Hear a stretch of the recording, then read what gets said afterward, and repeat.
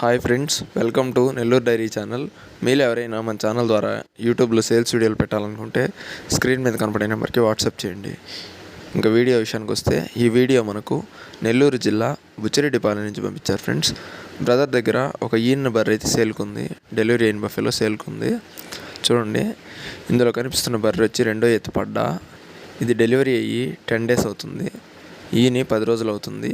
పడ్డదోడు ఉంది దీని కింద, ఫిమేల్ కాఫ్. దీని మిల్క్ కెపాసిటీ చూసుకున్నట్లయితే పర్ డే 5 లీటర్స్గా చెప్తున్నారు. రోజుకి 5 లీటర్లు పాలిస్తుందంట, 5 నుంచి 6 లీటర్ల వరకు.